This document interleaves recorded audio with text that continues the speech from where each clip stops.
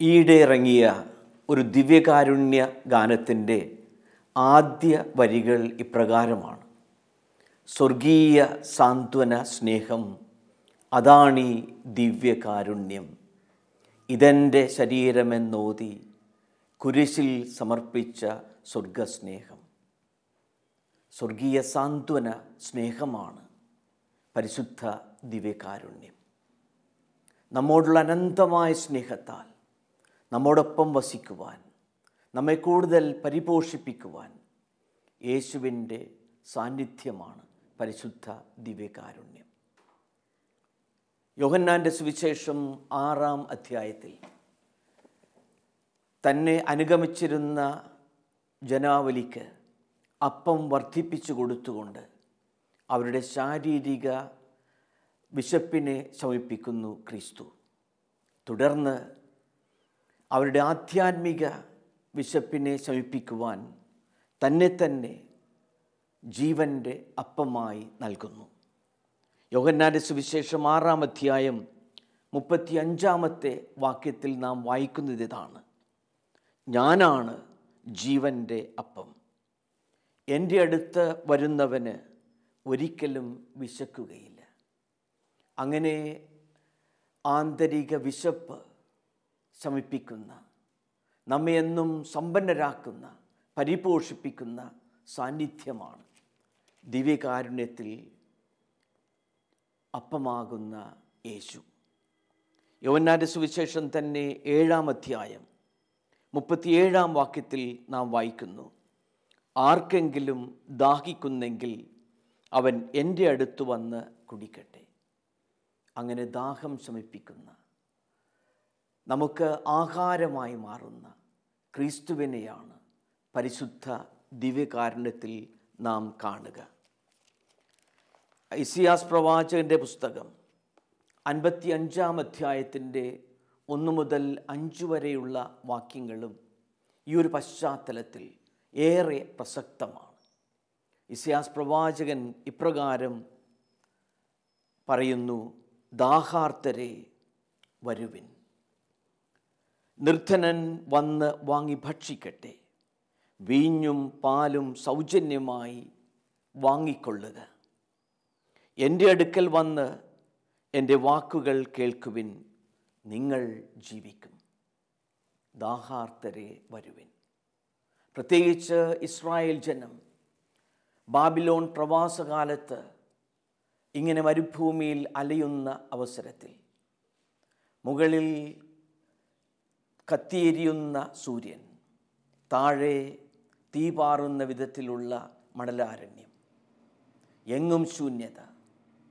അവർക്ക് ആ ഒരു അവസ്ഥയിലാണ് ഇവർക്ക് ആശ്വസിപ്പിക്കുന്ന ഈ പ്രവാചകൻ്റെ വാക്കുകൾ: ദാഹാർത്തരെ വരുവിൻ. മരുഭൂമിയിൽ ഒന്നും സൗജന്യമല്ല, ഒന്നും ഗ്രാറ്റിസ് അല്ല, ഒന്നും ഫ്രീ ആയിട്ട് കിട്ടുകയില്ല. പക്ഷേ ഇവിടെ പറയുക: നിർധനൻ വന്ന് വാങ്ങി ഭക്ഷിക്കട്ടെ, വീഞ്ഞും പാലും സൗജന്യമായി വാങ്ങിക്കൊള്ളുക. അങ്ങനെ മനുഷ്യൻ്റെ പരിപോഷണത്തിന് വേണ്ടി, അവൻ്റെ നന്മയ്ക്ക് വേണ്ടി കടന്നു വരുന്ന, നമ്മെ ക്ഷണിക്കുന്ന ജീവൻ്റെ അപ്പമാണ് ക്രിസ്തു. ആ അപ്പം ഭക്ഷിക്കുന്നവന് ദാഹിക്കുന്നില്ല. ആ ജീവസ്രോതസ്സിൽ നിന്ന് ജലം സ്വീകരിക്കുന്നവർക്ക് ദാഹമില്ല. യേശു മത്തായിയുടെ സുവിശേഷം 11-ാം അധ്യായത്തിൽ തൻ്റെ ശിഷ്യന്മാരോട് പറയുന്നു: അധ്വാനിക്കുന്നവരും ഭാരം വഹിക്കുന്നവരുമായ നിങ്ങളെല്ലാവരും എൻ്റെ അടുക്കൽ വരുവിൻ, ഞാൻ നിങ്ങളെ ആശ്വസിപ്പിക്കാം. അങ്ങനെ ആശ്വസിപ്പിക്കുന്ന, നമ്മെ ശക്തി നൽകുന്ന, കരുത്തു പകരുന്ന ദിവ്യ സാന്നിധ്യമാണ് പരിശുദ്ധ ദിവ്യകാരുണ്യം. അത് നമുക്ക് ഭക്ഷണമാകുന്നു, പോഷണമാകുന്നു, അനുദിന ജീവിതത്തിൽ ആരാധനയിലൂടെ അനുഗ്രഹമായി മാറുകയും ചെയ്യുന്നു. യേശു തൻ്റെ ദൗത്യവാഹകരായി ശിഷ്യന്മാരെ പറഞ്ഞയച്ചതിനു ശേഷം അവർ പല ഗ്രാമങ്ങളിലും ചുറ്റി സഞ്ചരിച്ചു. അവർ തിരികെ വരുമ്പോൾ അവർ ക്ഷീണിതരാണ്.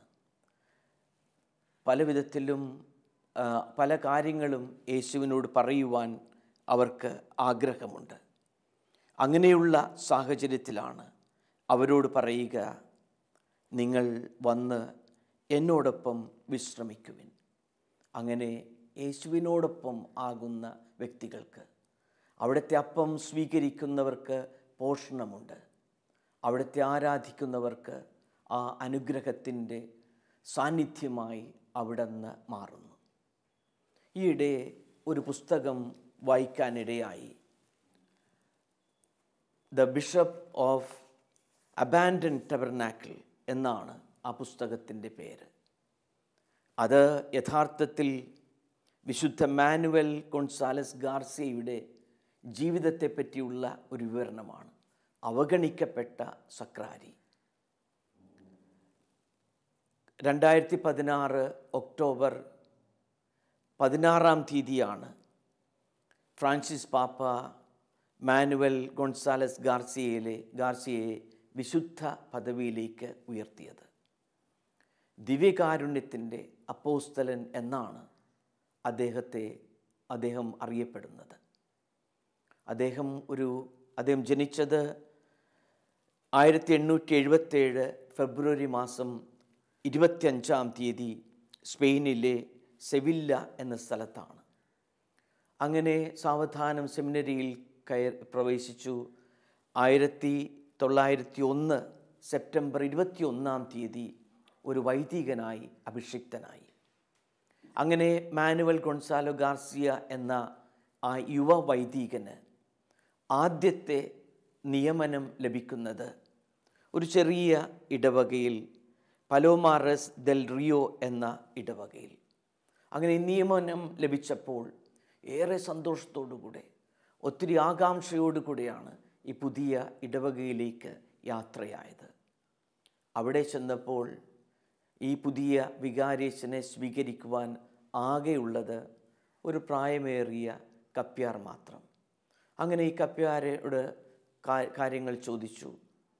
അദ്ദേഹം പറഞ്ഞു, ഇവിടെ അധികം പേരൊന്നും അങ്ങനെ വിശുദ്ധ ബലിക്കും ഇടവകയിലെ മറ്റു കാര്യങ്ങൾക്കൊന്നും വരുന്നില്ല. കാരണം ഇടവക ജനങ്ങൾ 2 രാഷ്ട്രീയ പാർട്ടിയുടെ ചേരിയിലാണ്.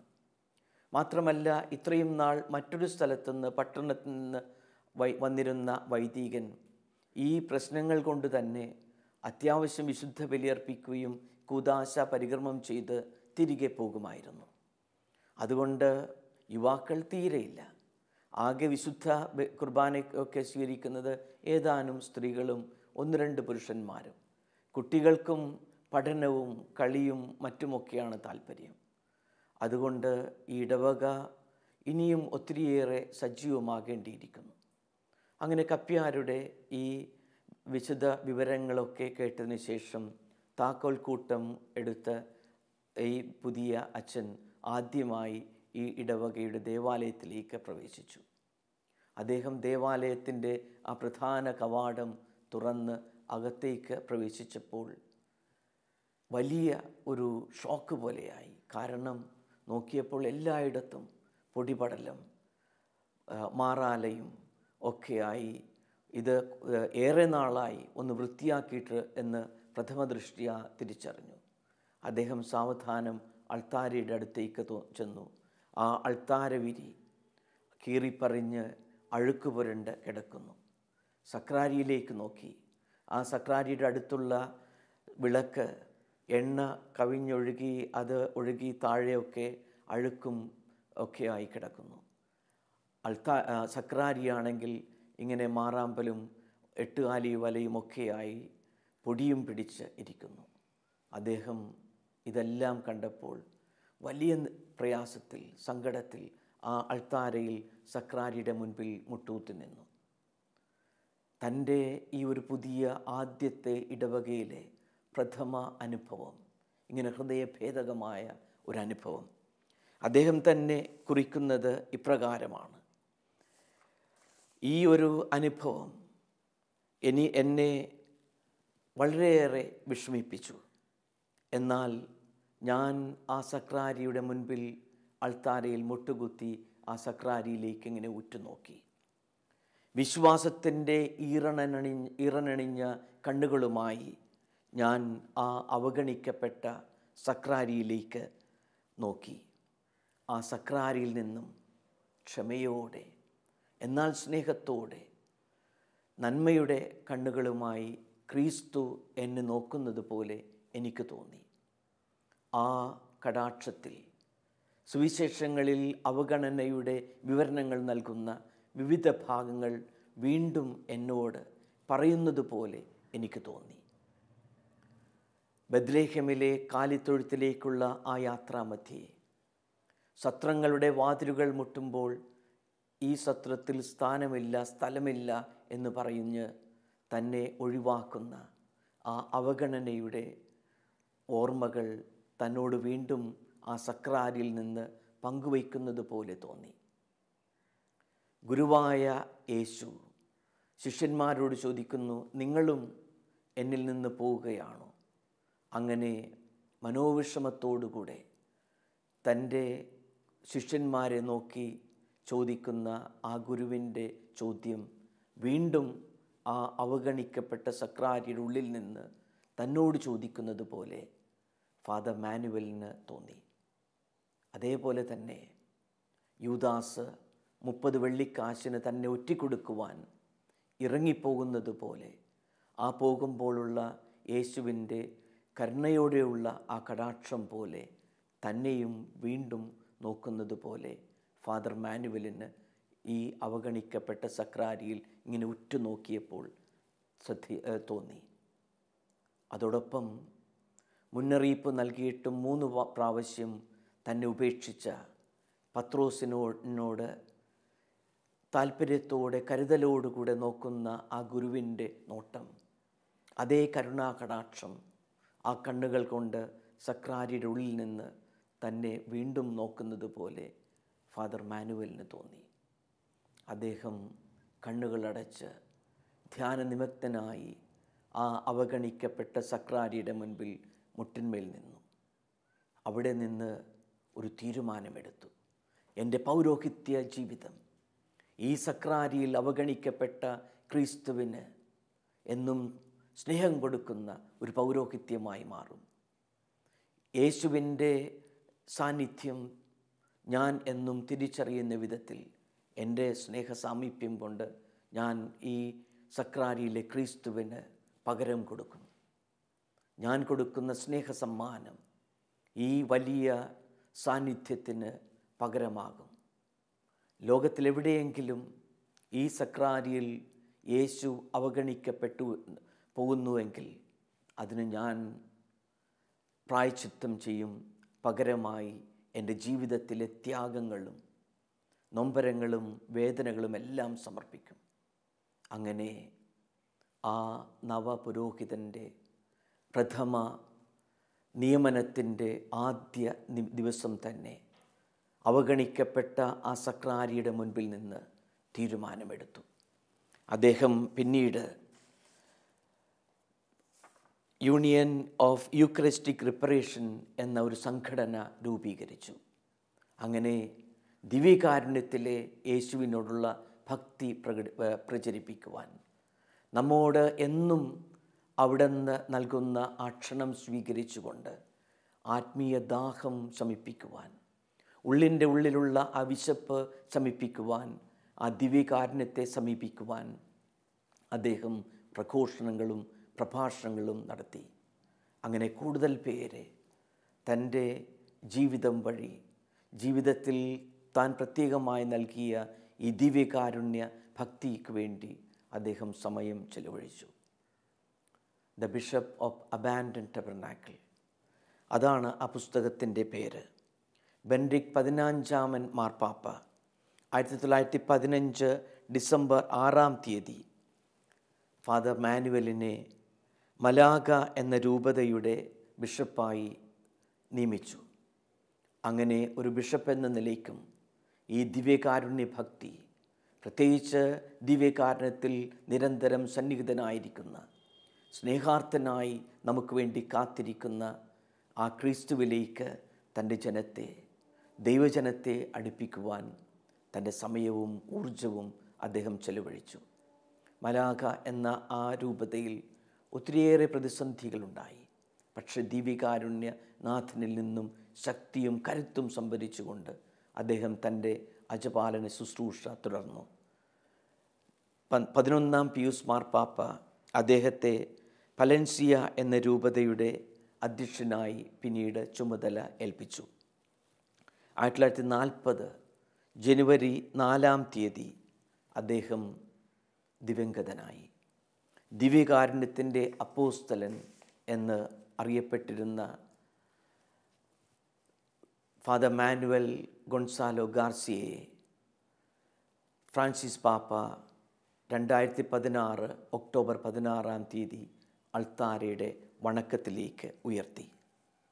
നമ്മുടെയും ഇടവകകളിൽ സക്രാരിയിൽ അവഗണിക്കപ്പെടുന്ന ആ ക്രിസ്തുവിനെ സമീപിക്കുവാൻ ഈ വിശുദ്ധൻ നമ്മെ ഓർപ്പിക്കുകയാണ്. മാർക്കോസിൻ്റെ സുവിശേഷം 6-ാം അധ്യായം 30 മുതൽ 32 വരെയുള്ള വാക്യങ്ങളിൽ ക്രിസ്തു തൻ്റെ ശിഷ്യന്മാരോട് പറയുന്നത് ഇതാണ്: നിങ്ങൾ ഒരു വിജനസ്ഥലത്തേക്ക് വരുവിൻ, നമുക്കല്പം വിശ്രമിക്കാം. നമ്മുടെയും ജീവിതത്തിൽ, പ്രത്യേകിച്ച് അനുദിന ജീവിതത്തിൻ്റെ പ്രാരാബ്ധങ്ങളും തിരക്കുകളുടെയും ഇടയിൽ അല്പം ആശ്വാസം കണ്ടെത്താൻ, ക്രിസ്തുവിനോട് നിന്നും നമ്മുടെ ആ ദാഹാർത്ഥമായ മനസ്സുകൾക്ക് ആശ്വാസവും ശക്തിയും കരുത്തും സംഭരിക്കാൻ ആ ദിവ്യനാഥൻ തൻ്റെ ശിഷ്യഗണങ്ങളെ ക്ഷണിച്ചതുപോലെ തന്നെ നമ്മെയും ഇന്ന് ക്ഷണിക്കുകയാണ്. അവിടത്തോടൊപ്പം ആശ്വസിക്കുവാൻ, അവിടുത്തെ സന്നിധിയിൽ നിന്ന് കൃപയും കരുത്തും സംഭരിക്കുവാൻ. പ്രസിദ്ധ ഫ്രഞ്ച് തത്വശാസ്ത്രജ്ഞനും ചിന്തകനുമായിരുന്ന ബ്ലേസ് പാസ്കാൽ ഇപ്രകാരം പറഞ്ഞിട്ടുണ്ട്: All the troubles of life come upon us because we refuse to sit quietly in our rooms. ശാന്തമായി അല്പനേരം നമ്മുടെ മുറികളിൽ ഇരിക്കാത്തത് കൊണ്ടാണ് ഈ ജീവിതത്തിലെന്നും അസ്വസ്ഥതകൾ ഇങ്ങനെ തിങ്ങിക്കൂടുന്നത്.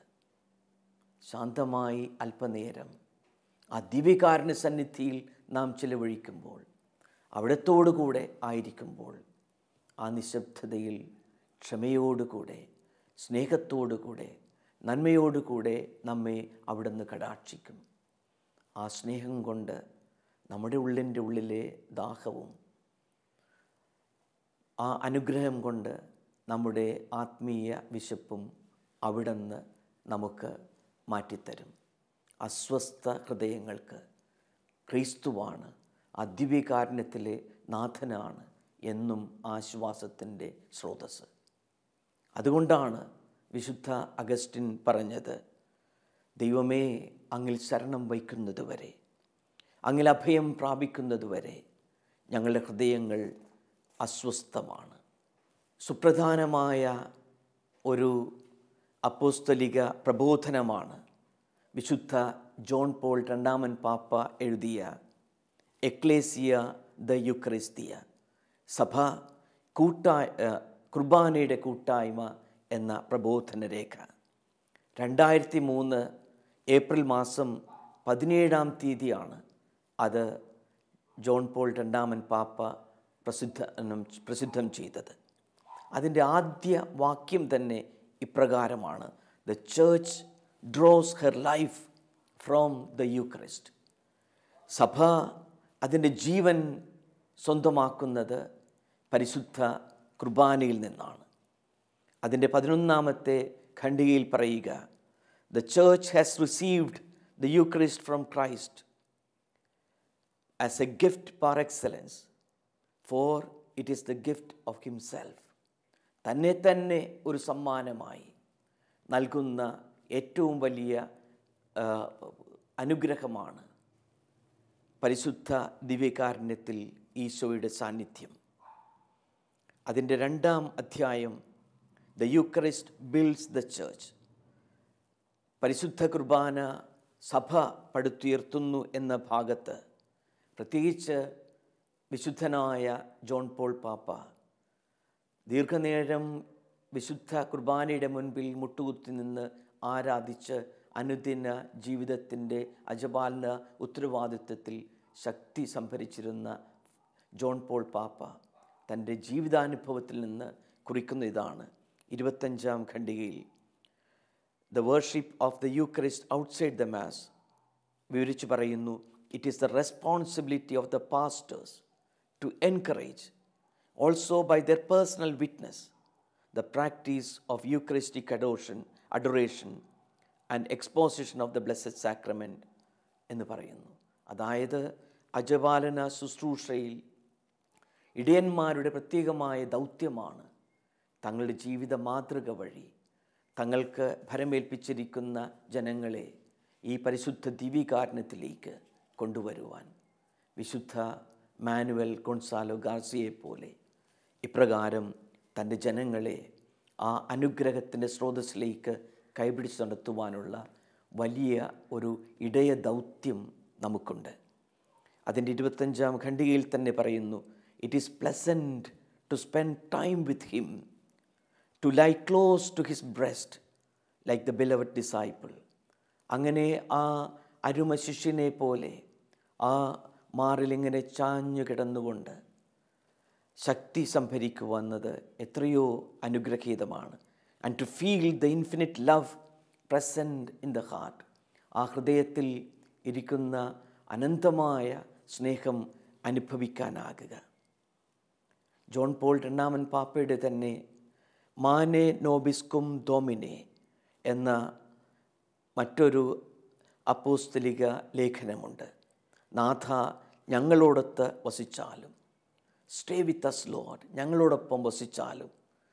ഈ ഒരു ലൂക്കായുടെ സുവിശേഷം 24-ാം അധ്യായത്തിൻ്റെ 29-ാം വാക്യം ഉദ്ധരിച്ചുകൊണ്ട് തന്നെയാണ് ഈ അപ്പോസ്തലിക എഴുത്തും ആരംഭിക്കുന്നത്.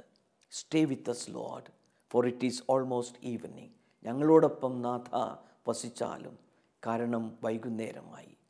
അങ്ങനെ ആ ശിഷ്യന്മാർ യേശുവിനോടൊപ്പം അപ്പം മുറിക്കുമ്പോൾ അവരുടെ ജീവിതത്തിന് വലിയ പരിവർത്തനമുണ്ടായി. അവരുടെ കണ്ണുകൾ തുറക്കപ്പെടുന്നു, ഉള്ളിലെ അസ്വസ്ഥതകൾ അകലുന്നു, അവരുടെ ഹൃദയം ജ്വലിക്കുന്നു. ധൈര്യത്തോടുകൂടെ തിരികെ ആ വൈകുന്നേരമായ നേരത്തും അവർക്ക് തിരികെ പോകുവാനുള്ള ആന്തരിക കരുത്ത് അവർക്ക് സ്വന്തമാകുന്നു.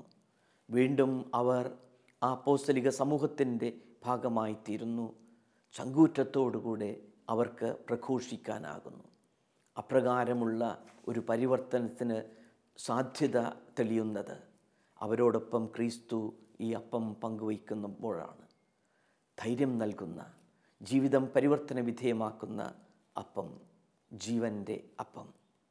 ബെനഡിക്റ്റ് 16-ാമൻ പാപ്പയുടെ അതീവ ശ്രദ്ധേയമായ മറ്റൊരു പ്രബോധന രേഖയുണ്ട്. ഒരു സിനഡ് അനന്തര അപ്പോസ്തലികാഹ്വാനം, സ്നേഹത്തിൻ്റെ കൂദാശ അല്ലെങ്കിൽ സാക്രമെന്തും കാരിത്താത്തിസ്. അതിൻ്റെ 66-ാമത്തെ ഖണ്ഡികയിൽ വിശുദ്ധ അഗസ്റ്റിനെ ഉദ്ധരിച്ചുകൊണ്ട് ബെനഡിക്റ്റ് 16-ാമൻ പാപ്പ പറയുന്നു, no one eats that flesh without first adoring it. ആദ്യം ആരാധനയർപ്പിച്ചിട്ടാണ് ആ വിശുദ്ധമായ അപ്പം നാം ഭക്ഷിക്കുന്നത്. അങ്ങനെ ആരാധനയ്ക്കും പ്രാധാന്യം നാം കൊടുക്കണമെന്ന് ഈ സിനഡനന്തര അപ്പോസ്തലിക പ്രബോധനത്തിൽ കൊടുക്കുന്നുണ്ട്. ബെനഡിക്റ്റ് 16-ാമൻ പാപ്പ ഈ പ്രബോധന രേഖയുടെ 67-ാമത്തെ ഖണ്ഡികയിൽ പ്രത്യേകിച്ച് കുഞ്ഞുമക്കൾക്ക് ആദ്യ കുർബാന സ്വീകരിക്കുന്ന അവസരത്തിൽ തന്നെ അവർക്ക് to cultivate a sense of awe before his presence in the Eucharist. അങ്ങനെ പരിശുദ്ധ ദിവ്യകാരുണ്യത്തിലുള്ള യേശുവിൻ്റെ സാന്നിധ്യത്തെ അത്ഭുതകരമോടത്തോടുകൂടെ അതിശയത്തോടുകൂടെ നോക്കിക്കാണുവാനുള്ള ആ ഒരു താല്പര്യം കുഞ്ഞുമക്കൾക്ക് കൊടുക്കണമെന്നും പ്രത്യേകമായി ബെനഡിക്റ്റ് 16-ാമൻ പാപ്പ വ്യക്തമാക്കുന്നുണ്ട്. ചരിത്രത്തിൽ ദിവ്യകാരുണ്യ കോൺഗ്രസിൻ്റെ അപ്പോസ്തലൻ എന്നറിയപ്പെടുന്നത് വിശുദ്ധ പാസ്കൽ ബൈലോണാണ്.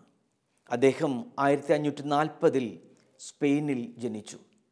ഒരു ഇടയ ബാലനായിട്ടാണ് അദ്ദേഹം പ്രവർത്തിച്ചിരുന്നത്. അങ്ങനെ ആടുകളെ മേയിച്ച് നടക്കുമ്പോൾ അങ്ങകലെയുള്ള ഇടവക പള്ളിയിൽ മണിനാദം ഉയരുമ്പോൾ അദ്ദേഹം മുട്ടുകുത്തും. ആ ഇടവക പള്ളിയിലെ സക്രാരിയിലേക്ക് തൻ്റെ ശ്രദ്ധ മുഴുവൻ പതിക്കും.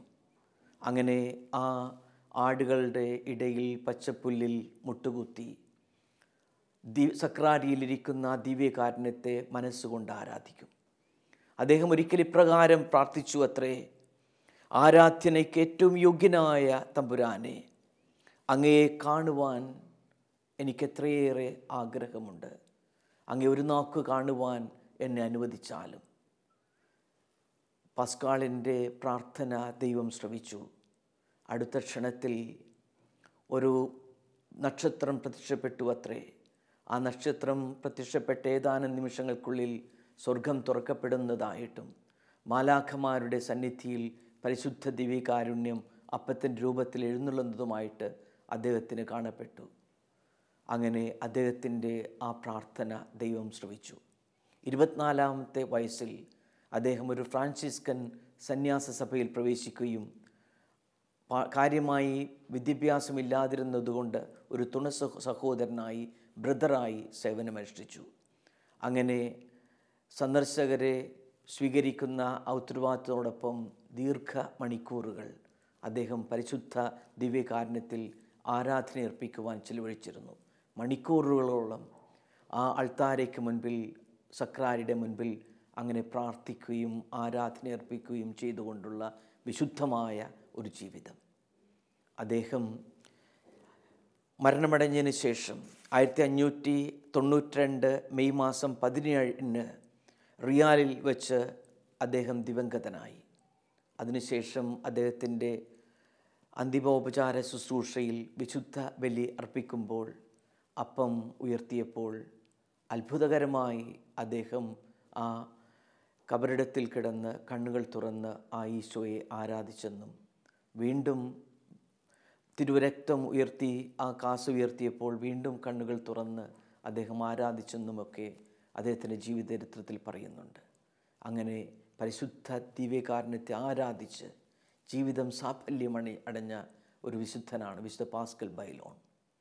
ഈ ധന്യാത്മാക്കളെ പോലെ പ്രിയമുള്ളവരെ, നമ്മുടെയും ജീവിതം നമ്മോടൊപ്പം വസിക്കുന്ന ആ പരിശുദ്ധ ദിവ്യകാരുണ്യത്തോടൊപ്പം സമയം ചെലവഴിക്കുവാൻ, അങ്ങനെ ജീവിതം തന്നെ ആരാധനയാക്കി മാറ്റാൻ, അങ്ങനെ ജീവൻ്റെ സ്രോതസ്സായ ആ ദിവ്യകാരുണ്യത്തിൽ നിന്ന് ശക്തിയും കരുത്തും അനുദിന ജീവിതത്തിൽ സ്വീകരിക്കാൻ നമുക്കും പരിശ്രമിക്കാം. ഒരു നിമിഷം നമുക്ക് പ്രാർത്ഥിക്കാം.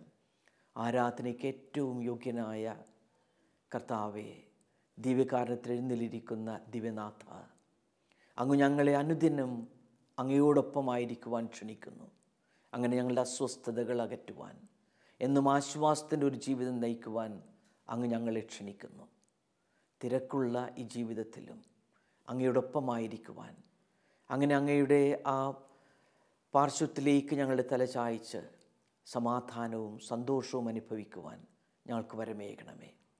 ഞങ്ങളോടൊപ്പം വസിക്കുവാൻ ആഗ്രഹിച്ച് ഈ ഒരു ചെറു അപ്പത്തിൻ്റെ രൂപത്തിൽ ഞങ്ങളോടൊപ്പമുള്ള പരിശുദ്ധ ദിവ്യകാരുണ്യത്തിലെ നാഥ, അങ്ങയുടെ സന്നിധിയിൽ വന്ന് അങ്ങിൽ നിന്ന് ശക്തിയും അനുഗ്രഹവും സന്തോഷവും ശാന്തിയും അനുദിനം അനുഭവിക്കുവാൻ ഞങ്ങൾക്കും വരമേകണമേ. പ്രിയമുള്ളവരെ, വിശുദ്ധ മാനുവൽ ഗൊൺസാലോ ഗാർസിയെ പോലെ, വിശുദ്ധ പാസ്കൽ ബൈലോണെ പോലെ നമുക്കും അനുദിന ജീവിതത്തിൽ ഏതാനും നിമിഷമെങ്കിലും കർത്താവിൻ്റെ ദിവ്യകാരുണ്യത്തിൽ ചിലവഴിക്കാൻ പരിശ്രമിക്കാം. അങ്ങനെ ജീവിതത്തിലെ അസ്വസ്ഥതകൾ, ജീവിതത്തിലെ പ്രയാസങ്ങൾ, പ്രതിസന്ധികളെല്ലാം അകറ്റുവാൻ വേണ്ടി ദിവ്യകാരുണ്യനാഥനിൽ നിന്ന് ശക്തിയും കരുത്തും കൃപയും സ്വന്തമാക്കാൻ നമുക്ക് പരിശ്രമിക്കാം. നമ്മോടൊപ്പം വസിക്കുന്ന ആരാധ്യനായ ആ നാഥനെ ആരാധിച്ച് ജീവിതം കൂടുതൽ സമാധാനപ്രദമാകാൻ പരിശ്രമിക്കാം. ദൈവം നമ്മെ സമൃദ്ധമായി അനുഗ്രഹിക്കട്ടെ.